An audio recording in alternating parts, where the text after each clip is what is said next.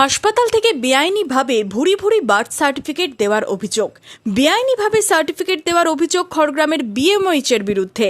বিগত প্রায় 1 বছর ধরে বেআইনিভাবে ভুয়ো বার্থ সার্টিফিকেট দেওয়ার অভিযোগ খড়গ্রামের বিএমওএইচ ডাক্তার রিন্টু গাজীর বিরুদ্ধে।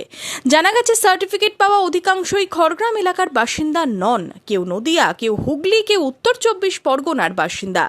1972, 1980, 1999, 2000 সহ একাধিক সালের বার্থ সার্টিফিকেট ইস্যু করা হয়েছে।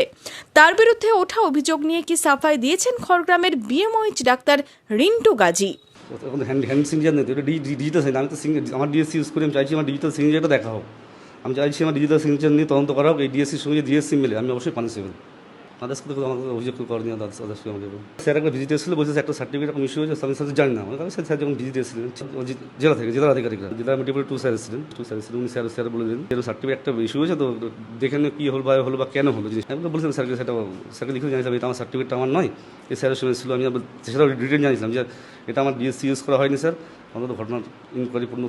ইতিমধ্যেই জেলা স্বাস্থ্য দপ্তর থেকে ঘটনার তদন্ত শুরু হয়েছে। মুর্শিদাবাদ জেলার মুখ্য স্বাস্থ্য আধিকারিক ডাক্তার সন্দীপ সান্যাল জানিয়েছেন, আমরা অভিযোগ পেয়েছি এবং তদন্তও শুরু হয়েছে।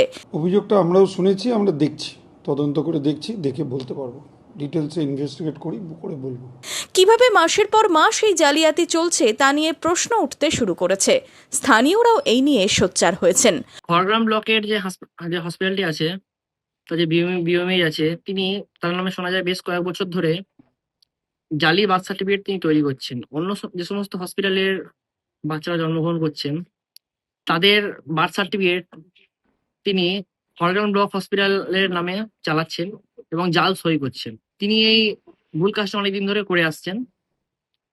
প্রশাসনের উপর মহলে আমার একটাই দাবি, এই ব্যাপারে যেন সঠিকভাবে তদন্ত করা হয় এবং উপযুক্তকে শাস্তি দেওয়া হয়। ঘটনার সামনে আসতেই শুরু হয়েছে রাজনৈতিক চাপানুতর। সরকার পরিবর্তনের পরও অবাধে এই কাজ চলছে বলে অভিযোগ বিরোধীদের।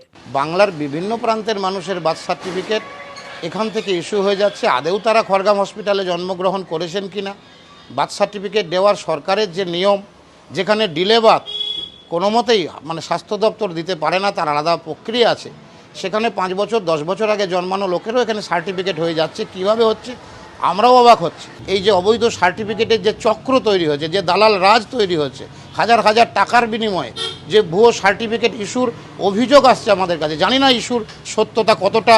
নিশ্চয়ই সরকার তদন্ত করবে এবং তদন্ত করে জনসমক্ষে এই তদন্ত রিপোর্ট প্রকাশ করবে। যদি কোনো অভিযোগ থাকে তাহলে অভিযোগকারীর বিরুদ্ধে নিশ্চয়ই শাস্তি হবে, কারণ রাজ্যে আইনের শাসন প্রতিষ্ঠা হয়েছে, তাই আইনের শাসনের প্রতি, সরকারের প্রতি আমাদের আস্থা আছে। এই নিয়ে তদন্তের দাবি তুলেছে বিজেপি। কি দাবি বিজেপি নেতৃত্বের? আমাদের জেলা বিজেপি, যখন আমি জেলা সভাপতি ছিলাম তখন এবং আমার পরবর্তী ক্ষেত্রে জেলা সভাপতি এবং যুব মোর্চা, এই নিয়ে আমরা বহুবার ডিস্ট্রিক্ট মেডিকেল অফিসারকে আমরা এই নিয়ে আমরা ডেপুটেশনও দিয়েছিলাম যে এই জেলায় বিভিন্ন, শুধু খড়গ্রাম না, আমাদের কাছে তথ্য আছে, জলঙ্গি, সাগরপাড়া, আপনার এদিকে নওদা, বেলডাঙ্গা, গোটা জেলা জুড়েই এই ধরনের ফলস বার্থ সার্টিফিকেট দেওয়ার একটা কারখানা তৈরি হয়েছে। এরা এই টাইপের বার্থ সার্টিফিকেট ফলস দিয়ে এখানকার ভোটার লিস্টে তাদেরকে নাম তুলেছে। এই নিয়ে আমরা তদন্ত চাইছি এবং পশ্চিমবঙ্গ সরকার এটা বললে চলবে না। এটা মমতা ব্যানার্জির সরকার নয়, এটা শুভেন্দু অধিকারীর সরকার, ভারতীয় জনতা পার্টির নেতৃত্বে চলছে। আপনি অপেক্ষায় থাকুন।